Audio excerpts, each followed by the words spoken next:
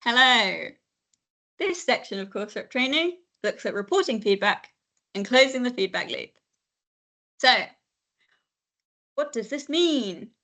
We're going to talk about, or I'm going to talk about, different places that you can report feedback and how to identify what those places are and when you should be using them. We're also going to look at what closing the feedback loop means and how you as a rep can close the feedback loop. So, change slides. As we would have discussed, or I would have ranted about in the section on methods of collecting feedback, you as academic reps should focus on academic feedback relating to your course, and you should avoid talking about personal issues that affect an individual or feedback on non-academic campus activity. So the feedback you should be collecting can range from timetabling issues to teaching, course and module content, assessments and feedback received from assessments, anything to do with learning resources on your course, so the library, stores, IT resources, personal tutoring, student-led academic projects, barriers to access or learning, so that's about whether underrepresented students are struggling to access any parts of the course, and relates to equality, diversity and inclusion, and how well staff responded to feedback brought to the previous formal meeting. So how well staff responded to feedback brought to the last SSLG in the case of Falmouth reps, or the last action plan review meeting in the case of Exeter reps. And we'll talk a bit more about the individual formal meetings that you go to as a rep in your university-specific overviews of the rep system. That's a separate video. So this is the types of topics that you should take to your formal representative meetings. It's not an exhaustive list. There may be topics that still feel academic that aren't represented by this spider diagram, but it's just a general overview of what academic reps should be focusing on. But what should you do if students give you feedback that's non-academic? In a dream world, students would know that you guys as course reps, EDI reps, employability reps, department reps, subject heads, etc., are there to support their academic experience. And so if they have an issue that's not to do with their academic experience, they'll know someone else can deal with it. But it's not that simple. And it makes sense that they see you guys as a supportive role to help them out with any issue that they experience during their university life. So if students bring you non-academic feedback about the wider student experience, there's still stuff you can do about it.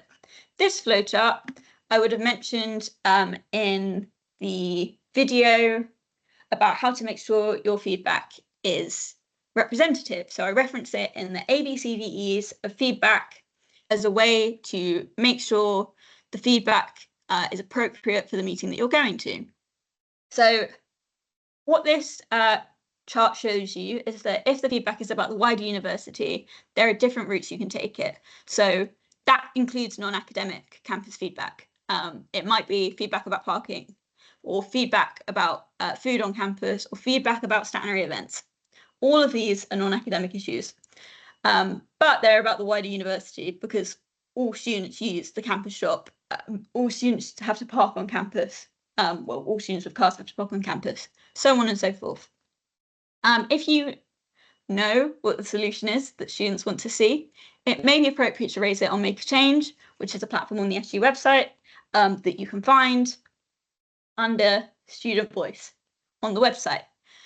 If you don't know what the solution is, but you know that there's an issue that's impacting lots of students across the wider university, you can talk to your sabbatical officers, and we'll introduce you to your specific sabbatical officers in your university-specific overviews of the rep system. So be sure to watch that video to find out more about who you should get in touch with. But their general email is presidents@thesu.org.uk.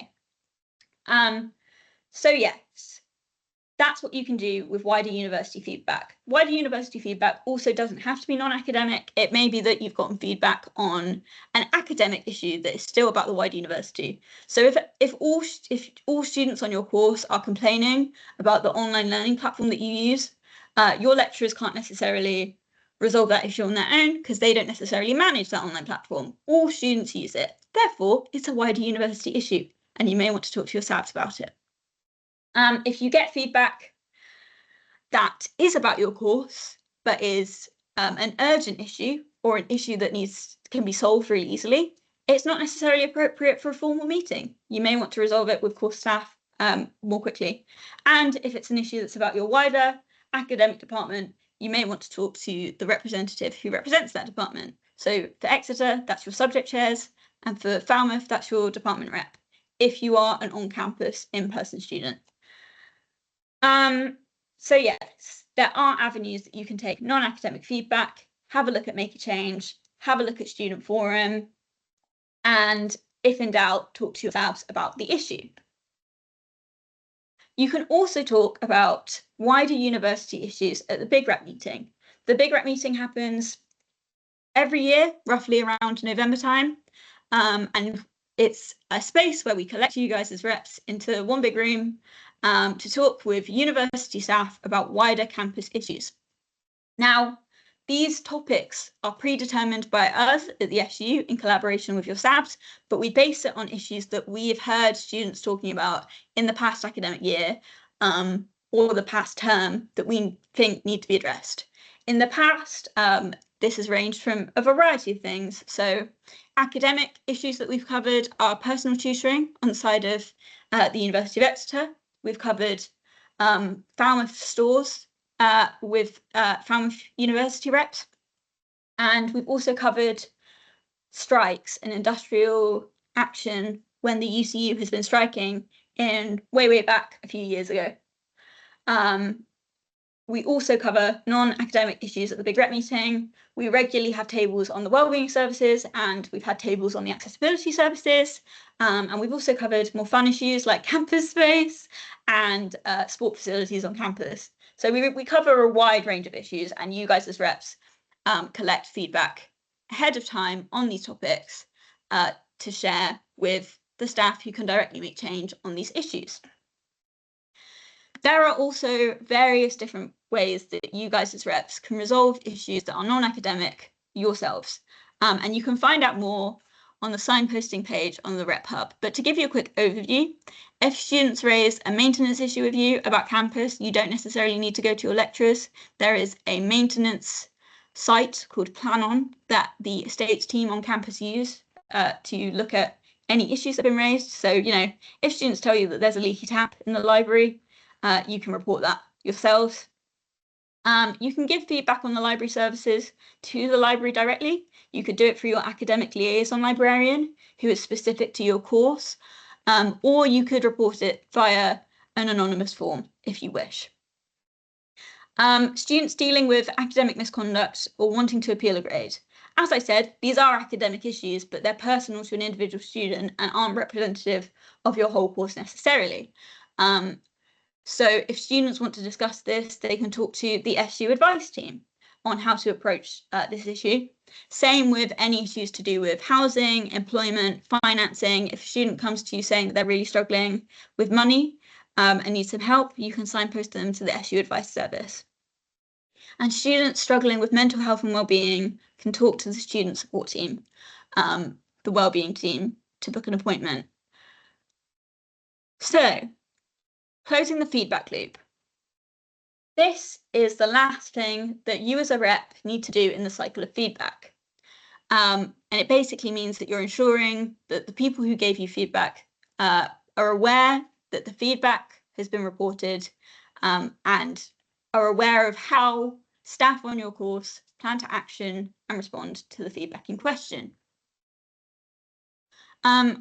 You would have seen this feedback loop in the introduction to your university's rep system. This is basically the life cycle of a course rep and what you do in a year. And the blue bit on the left is where you're closing the feedback loop. You're telling students on your course how their feedback will be resolved.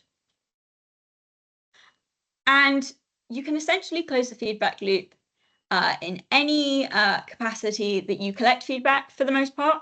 So you can't necessarily close the feedback loop for a survey, but you may use notice boards to collect feedback, or you may drop into a lecture for 5 minutes to collect feedback. You can equally use a notice board to put up a poster saying, you said this, staff are going to do this. Or take 5 minutes out of a lecture to say, we raised this feedback at the last meeting, and this is what staff are going to do about it. And you can use the Find My Rep system to email your whole cohort with an update on what happened in your meetings. And also, if you have course group chats, which most courses do, you can update students there. The benefit of varying how you reach people online is that not all students will necessarily be in the course group chat, but all students have a university email and should be contactable via the Find My Rep system. Some general tips as well on closing the feedback loop. If you take notes as you're talking to staff about the feedback that you want resolved, that means that you've got a really quick thing you can use to tell students how feedback will be resolved. Instead of you having a chat with staff and then thinking later, oh yeah, what did they say again? Equally, when you're telling students how their feedback is going to be resolved, you can use this as an opportunity to collect more feedback, ask them what they think of that resolution and if they have any questions, and just generally find out more information. So that concludes our section on where to report feedback and closing the feedback loop. This covers all sections on feedback-related issues and stuff you'll need to cover as a rep. The next section I'm going to talk about is signposting and setting boundaries as a representative.